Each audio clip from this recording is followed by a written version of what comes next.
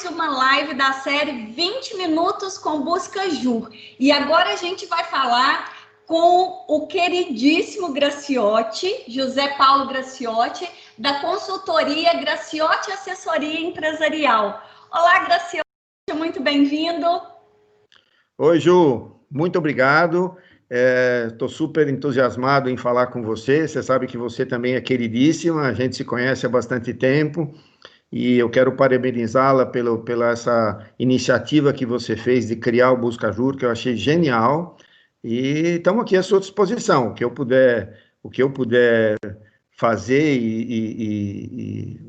sei lá, melhorar tudo que for possível, tiver dentro da minha capacidade, estou à disposição sua e de quem quiser. Obrigada, Graciotti. Bom, antes de mais nada, eu preciso agradecer tanto você ter aceitado o convite para essa conversa, quanto também por apoiar a ideia do Buscajur, desde quando ainda era só uma ideia, né? Muito obrigada mesmo por apoiar tudo que a gente está fazendo. É um prazer. Graciotti, então vamos lá. Você é uma figura super respeitada no Brasil e fora do Brasil. Então, todo mundo que fala sobre tanto a consultoria de gestão, não só para a área jurídica, mas de gestão até de uma forma mais ampla, gestão de conhecimento, é muito difícil alguém não comentar sobre o Graciotti, que tem, inclusive, livros que são traduzidos para outras línguas, né? Inglês e italiano? Exato, exato. E assim, você realmente é alguém muito respeitado. Todo mundo que comenta sobre a sua obra, né, sobre o que você faz, tem um respeito muito grande, uma admiração muito grande pelo seu trabalho. Eu, inclusive, tenho um respeito e uma admiração muito grande, muito antes, inclusive, de você me conhecer. Então, fico muito Obrigado, feliz. você vai me deixar vermelho, assim. Fico muito feliz da gente estar conversando hoje. E eu queria que você começasse a contar para a gente, contando para a gente sobre a sua história, né? A gente sabe que ela é muito consistente, então, assim, contar um pouquinho da sua história e concluir contando para a gente onde é que você está nesse momento. Tá bom. Eu vou tentar ser rápido. Todo mundo sabe, eu não sou advogado, eu sou engenheiro. E acabei caindo nesse mercado de uma maneira não programada, efetivamente. Eu conheci na época, nos idos da década de 80, um sócio que tinha acabado de virar sócio no Demarest, era meu amigo pessoal, e ele me disse, olha, o que você pode nos ajudar? Naquela época eu era muito ligado com tecnologia, e estava ainda fazendo administração, né, tinha terminado já a faculdade de engenharia, trabalhava como engenheiro e estava fazendo administração. E estava muito ligado à parte de tecnologia, com parte de programação, etc. Naquela época era o começo dos PCs, os antigos PCs da IBM, para você ter uma ideia como eu sou velho. E aí eu fui lá no Demarest, comecei a prestar serviço e acabei fazendo o primeiro sistema de faturamento do Demarest, que na época era feito manualmente, era processado fora. Então eu fiz o primeiro sistema de faturamento e coloquei a primeira rede de computadores lá. Pra você ter uma ideia, nessa época o Demarest tinha algo em torno de 40 advogados. Era razoavelmente pequeno ainda. E aí, dessa época em diante, eu acabei cada vez mais me envolvendo lá dentro. Chegou um determinado momento, eles chegaram para mim e falaram, olha, larga o que você está fazendo fora e fica aqui dentro 100%. E aí eu fui engolido lá dentro, primeiro sempre como desenvolvedor de tecnologia, depois acabei me envolvendo com a parte de administração, o então gestor acabou virando Public Relations e eu acabei assumindo a gestão do Demarest. Num determinado momento, eu não lembro agora exatamente quando foi, eles me deram status de sócio, apesar de não poder ser sócio formalmente. E essa foi na verdade, uma grande sorte que eu tive, porque a partir daí eu comecei a enxergar os problemas de escritório de advocacia pelas entranhas, por dentro, por o que se conversa dentro de uma sala de sócios de escritório de advocacia. Então essa foi, na verdade, uma grande sorte que eu tive. E aí fiquei lá durante bastante tempo, acho que aproximadamente uns 15 anos. Depois, eu e mais 2 sócios, que éramos sócios na época no Demarest, resolvemos sair e fundamos o KLA. Isso foi em 2002. E aí fundamos o KLA começou com acho que 12 ou 13 pessoas na época. Fiquei lá também uns 14 ou 15 anos e saí de lá. O KLA tinha 180 e tantas pessoas. Então, o que eu sempre digo para todo mundo é que eu tive uma sorte muito grande por ter, primeiro, visto 2 fases importantes do crescimento de escritórios de advocacia. Primeiro, de um escritório médio para passar para grande, que foi o caso do Demarest, eu entrei lá, eles tinham 40 advogados, eu saí com 500 pessoas. Fundamos o KLA com 12 e saí de lá com 180. Então, eu vi todos os problemas que podem acontecer no crescimento de escritórios em todas as fases. E, de novo, com sorte, estando dentro da reunião de sócios, da mesa de sócios, escutando tudo o que acontece por dentro. Então, essa é mais ou menos a minha vida, o meu histórico. Em 2015, eu saí do Demarest, do KLA, e montei a Graciotti. Então, estava na hora de eu fazer um voo solo, na verdade, por conta de o que eu queria era contar para os outros toda essa experiência. Foi aí que eu escrevi o livro, e aí mais uma situação de sorte, e aí vem a história por que eu estou onde estou. Quando eu publiquei o livro em inglês, um escritório italiano viu o livro e me ligou. De lá, eu estava, na época, eu estava inclusive nos Estados Unidos, me ligou dizendo, olha, gostei muito do seu livro, etc, etc. Eu falei, olha, acabei de publicar, vou mandar para você o PDF para você dar uma olhada. Não estava nem publicado ainda formalmente. Ele leu, passado 15 dias, ele me ligou de novo dizendo, olha, eu quero publicar em italiano, você se importa? Eu falei, não, lógico que não, pode. E aí, quando eu comecei a falar italiano com ele, ele se surpreendeu. Ele falou, você fala italiano? Eu falei, não, eu sou descendente de italiano. Isso, com uma relação profissional com o mercado italiano. E aí eu acabei publicando o livro aqui na Itália, vim aqui para fazer a apresentação, conheci uma série de escritórios de advocacia e comecei a prestar serviço aqui também. Então, esse foi, na verdade, uma outra situação de sorte. Eu tenho cidadania italiana, a família tem cidadania italiana, e num determinado momento a gente resolveu falar, vamos, em vez de viver no Brasil, vamos viver na Itália, até porque não faz muita diferença sobre o tipo de trabalho que eu desenvolvo. Então, estando aqui ou estando na minha casa, na Rua Caconde, onde eu moro, é exatamente a mesma coisa. Quem falar comigo vai falar por Zoom, Teams ou Skype ou qualquer coisa. Então, isso não muda absolutamente nada. E essa foi a decisão e estamos aqui agora vivendo em Milão. Legal. Então, essa é rapidamente a minha história. Visita. Irei te visitar. Será muito bem-vinda, será um prazer. Graciotti, bom, a sua história ela é muito consistente, né? Principalmente com as suas entregas. Eu conheço alguns clientes atuais e é muito consistente porque mostra a sua experiência, né? O que você entrega hoje é o reflexo de tudo que você viveu, né? Durante muitos anos. E aí, aproveitando da sua experiência, eu gostaria que você falasse um pouquinho para a gente quais são os maiores desafios da prestação de serviços jurídicos, tanto nesse antes quanto no pós-pandemia, né? Agora a gente tem esse grande divisor de águas, esse fenômeno que está acontecendo, que jamais esperávamos que acontecesse algo parecido. O que você entende que são os maiores desafios da prestação jurídica, de serviços jurídicos?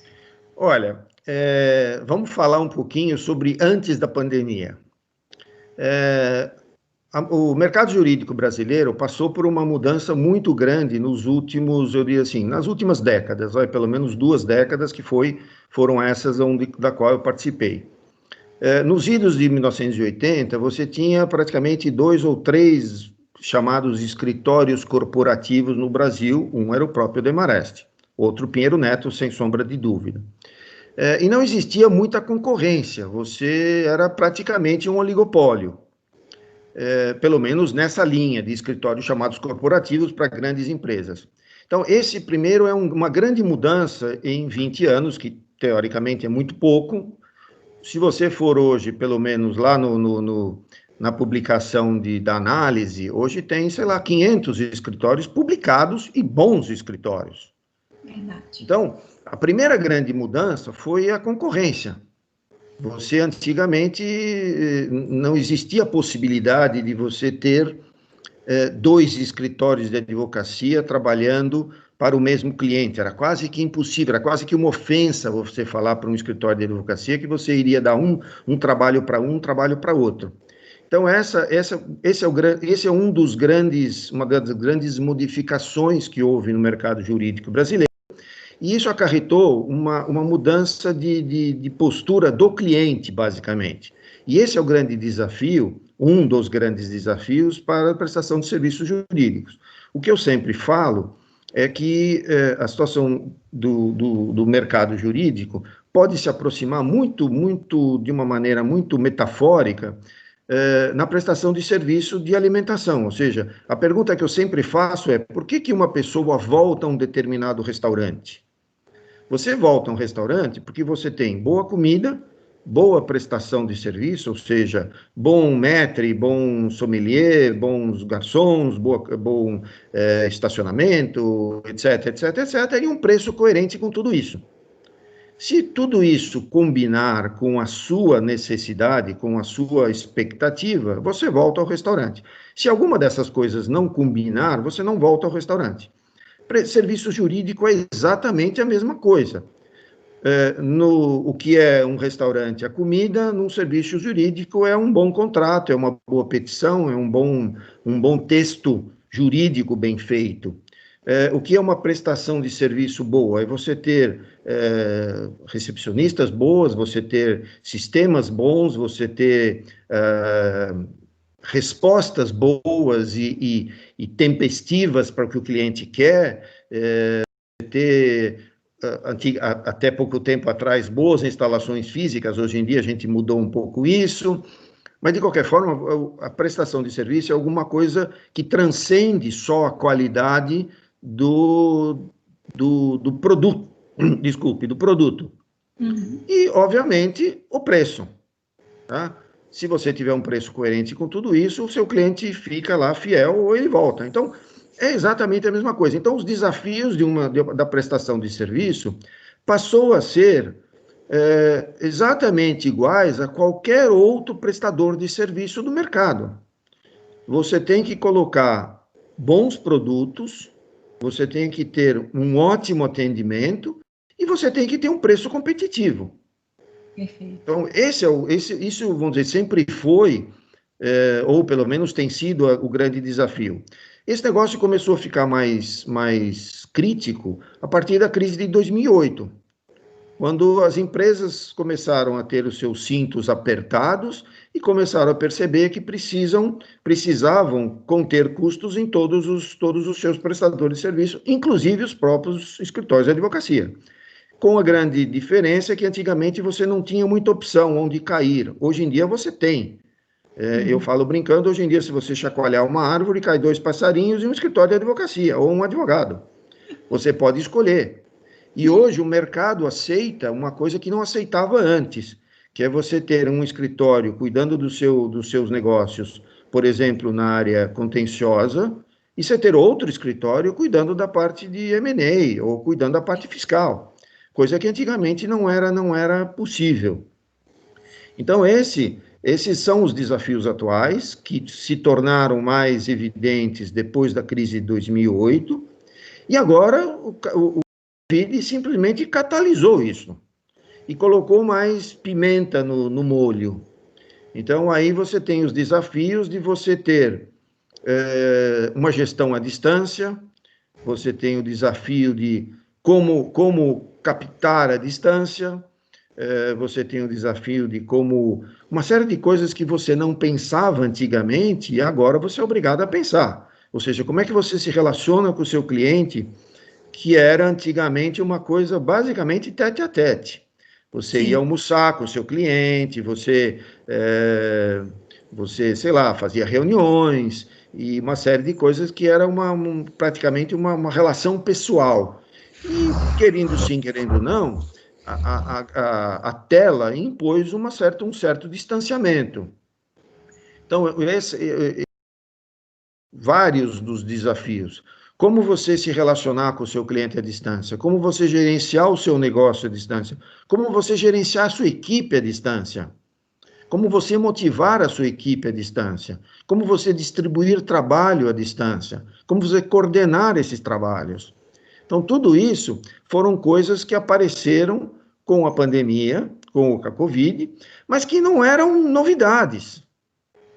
Sim. Já existiam, os problemas já existiam, eles só mudaram de forma.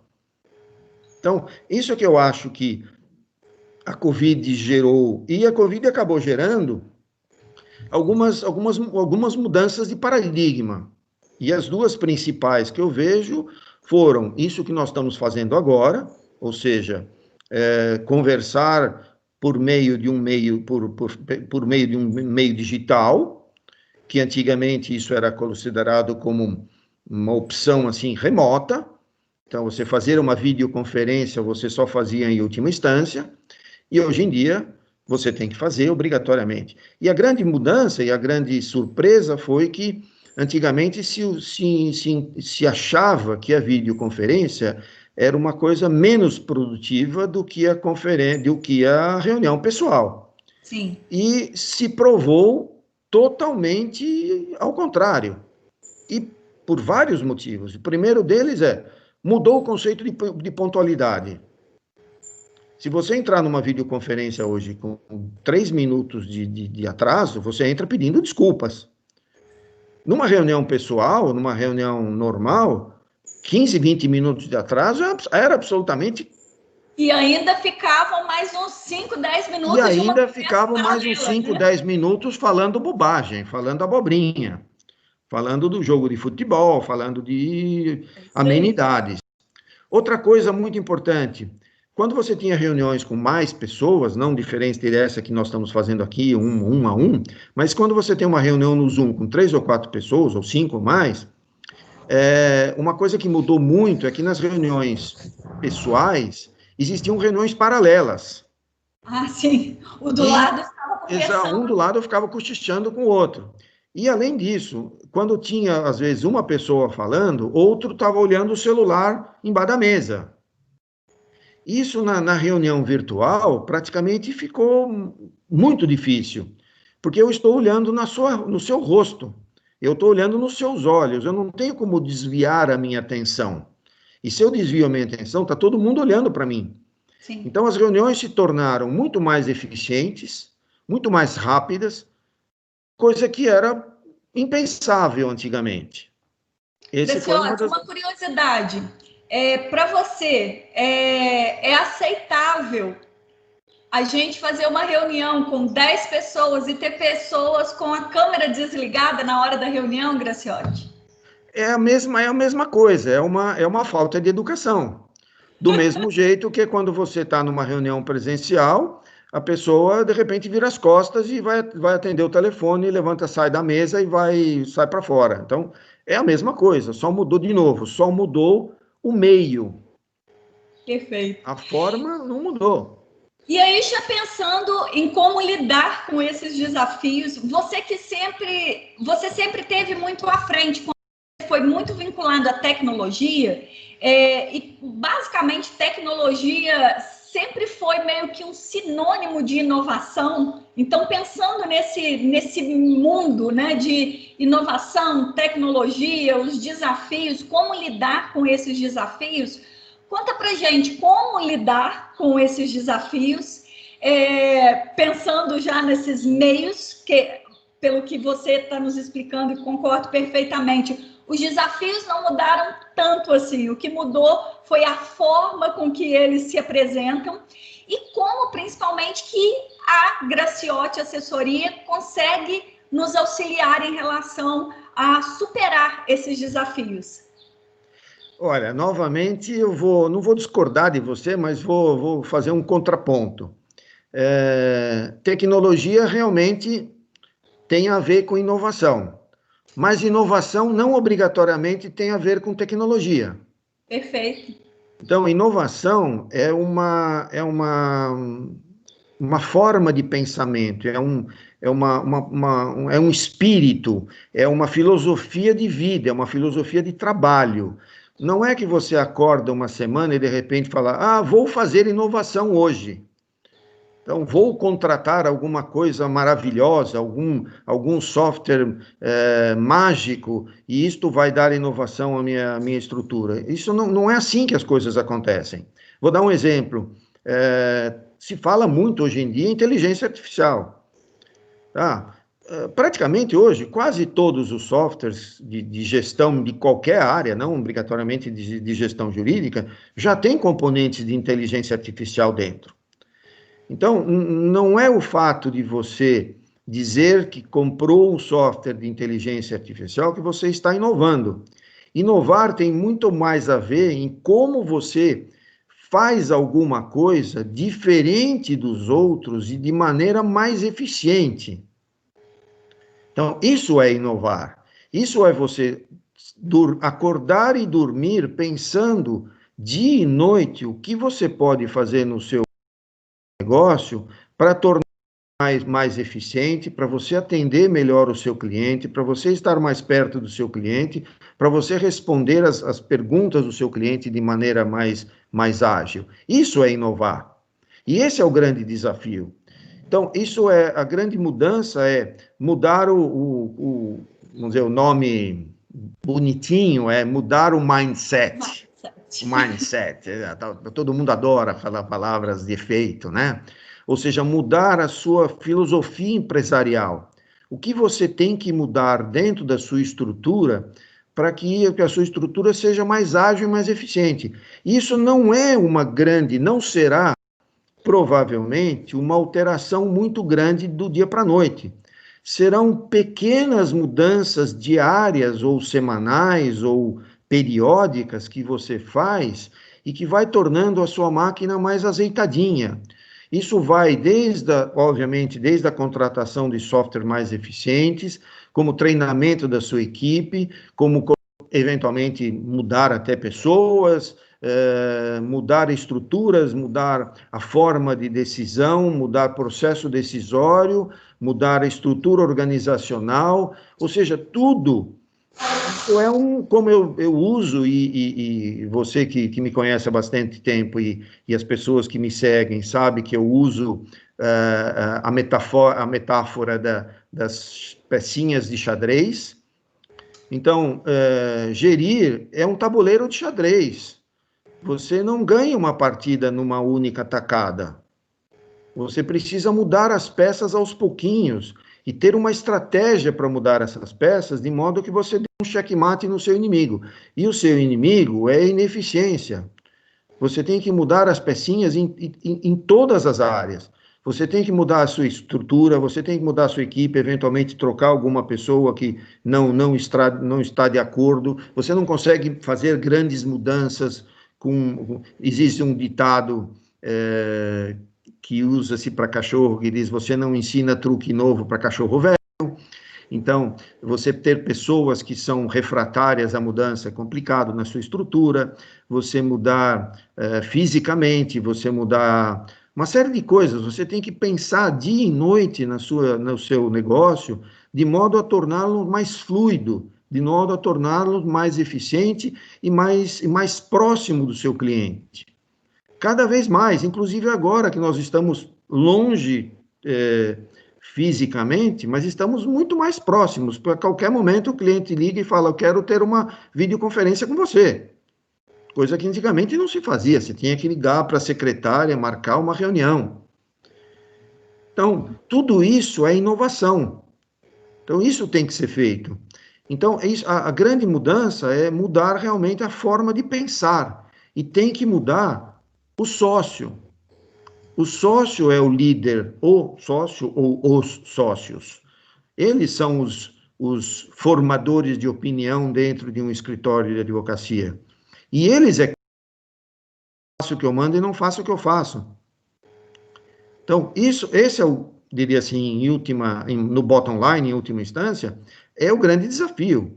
É os sócios terem em mente que precisam mudar. Porque quem não mudar não vai sobreviver. E não é questão só no mercado jurídico, é em qualquer mercado. O mercado está mudando numa velocidade assustadora. É isso aí. E aí, como que eu posso ajudar? O que eu sempre digo para todo mundo, eu não sou mágico, não sou gênio, a única coisa que eu tenho, eu sou mais velho que os outros e tive essa sorte de viver várias situações onde eu aprendi muito causas e consequências, decisões e consequências de decisões tomadas.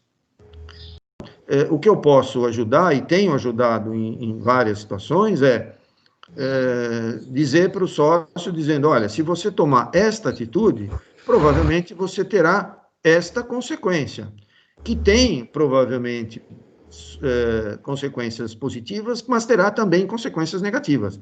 E uma coisa que eu esqueci de falar é que um outro grande desafio, que também não é só no escritório de advocacia, é do mercado inteiro, do mundo inteiro, como se lida com as novas gerações. Como se lida com a geração Y, como se lida com a geração 2020, como se lida com essa turma? Não adianta você reclamar e achar que essa geração sei lá, é geração floco de neve, como dizem, é a geração Mimimi. mimimi. Não adianta reclamar da geração, a geração está aí. E você tem que conviver com ela, porque não adianta você não pode passar a vida inteira achando que você vai ter velhinhos lidando com você. Até porque quem está do outro lado é essa geração. Diga-se de passagem, veja há 15 anos atrás, 10, 15 anos atrás, qual era a idade média dos General Counsels? Eram pessoas de cabelo branco, como eu, ou sem cabelo. Qual a idade média dos CEOs? Ou dos CFOs, ou dos General Counsels. Outro dia eu fiquei sabendo de uma coisa que me surpreendeu. Eu conversei com o General Counsel da Google, que espero que ainda seja, que é o Daniel Arbix. E eu cheguei em casa uma noite, jantando com a família, cheguei em casa e contei em casa, jantando, falei, olha, tive uma reunião com o General Counsel do Google, o Daniel Arbix. Minha filha olhou para mim e falou, o Daniel Arbix? Eu falei, por quê? Ele foi meu colega no ginásio. Minha filha. Então, o cara tem 38 anos de idade, ele não tem 40. É o General Counsel da Google. Então, acabou aquela história que o General Counsel era aquele senhor, né? Aquela coisa meio, quase que um ser superior, né? Aquela coisa. Existia antigamente um negócio que chamava Beauty Contest. Os General Counsels vinham dos Estados Unidos e marcavam reuniões nos escritórios de advocacia para escolher qual seria o escritório de advocacia que iria atendê-lo. Então era uma coisa assim, quase que era tratado como um rei. Hoje o cara é jovem e ele quer as soluções de jovem, não quer solução de velho. Ele quer solução jovem. Como é que você lida com isso? Como é que o escritório lida com isso? Como é que o escritório lida onde o cara que vai pagar a conta dele é jovem? Você tem que falar a língua dele, não é ele que fala a tua língua, você que fala a língua dele. Então, eu diria assim, tem grandes desafios, mas a grande mudança é mudar a cabeça de quem gera os escritórios de advocacia. Se isso não mudar, eu gostaria de ver daqui a 10 anos quem serão os 10 primeiros escritórios de advocacia que estarão na análise. Ou considerados não os 10 primeiros em termos de tamanho, os 10 melhores. Hoje em dia, o único indicador que existe no mercado brasileiro é a quantidade de advogados. Isso está errado. Nos outros mercados não é assim que isso é medido. Graciotti, muito legal toda essa sua fala em relação às gerações e o que realmente isso significa, né? Quem são os novos clientes dos escritórios de advocacia e principalmente que são sócios os que têm que dar liderar realmente essa mudança, né, de mindset nos escritórios. Porque se não for assim, é realmente muito difícil. A gente que trabalha com consultoria em escritórios de advocacia, quando a gente tem um escritório onde o sócio é o parceiro da mudança, né? Ele é um dos atores, é tudo muito mais fácil, né? As pessoas realmente seguem, entendem, concordam com muita facilidade. E o contrário realmente dificulta muito o nosso trabalho enquanto consultores, né? E é um desafio a mais para a gente. E com certeza diminui o ganho daquele escritório que pretende inovar, mas inova só daqui para baixo, daqui para cima a gente não mexe, né? Não pode mexer. Então, assim, foi muito legal, principalmente para você que é mais experiente. Você fala, eu sou velho. Não é velho, você é experiente. Principalmente você falando isso, eu acho que a gente escuta de uma maneira muito, muito melhor, porque você demonstra a necessidade da mudança interna e em cima, né, no alto escalão do escritório, e principalmente a necessidade de adaptação em relação ao novo cliente. E também ao novo advogado, né? Porque a geração está aí, não adianta a gente espernear, senão a gente que está ficando mimimi, né? O mimimi somos nós que ficamos aí, mimimi, que chato, não sei o quê. É diferente mesmo e vamos ter que lidar com isso. Então, foi excelente o que você pôde contar para a gente sobre isso. Infelizmente, o tempo já acabou. Eu gostaria que você concluísse a sua fala e convidasse as pessoas a conhecerem o seu trabalho, que é realmente muito inovador e acrescenta muito, principalmente por conta de toda a sua experiência e desse ponto de vista que você tem em relação ao mercado e às transformações. Olha, só para terminar, eu gostaria de citar não sei se é um ditado ou alguma coisa parecida com isso, que diz que um barco à vela, o pessimista fala, não vai ventar. O otimista fala, vai ventar. E o realista ajusta a vela. Então, é isso que tem que ser feito. Tem que ajustar a vela. Não adianta com mimimi. Tem que ajustar a vela. E outra coisa que eu acho, a velhice está no cérebro. Infelizmente, a parte física também vai, mas eu acho que o grande segredo é você ser muito curioso e tentar sempre analisar com um aspecto muito crítico tudo que está sendo feito e ver se não dá para ser feito de uma maneira um pouco melhor. No que eu posso ajudar, como eu já falei, torno a repetir, eu posso trazer para os escritórios que venham eventualmente até mim, trazer essa minha experiência, trazer essa minha vivência de 30 e tantos anos e trazer esse espírito que eu tenho de ser um cara meio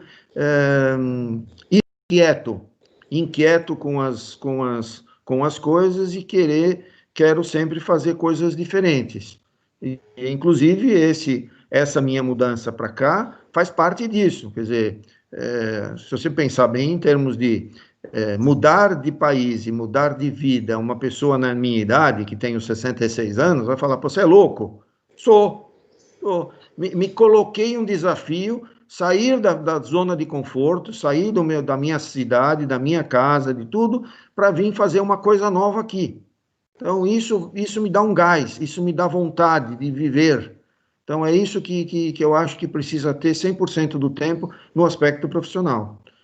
Perfeito. Agradeço maravilhosamente bem a sua oportunidade que você deu de eu poder falar aqui para a tua audiência e espero que eu tenha trazido algum tipo de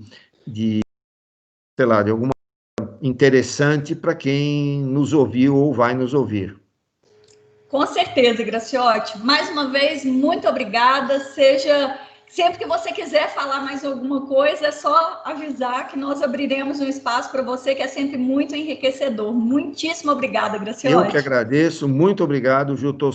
Ficarei sempre à sua disposição. E um grande abraço para você. E boa sorte Obrigada, para buscar juro. obrigada. Tchauzinho. Tchau.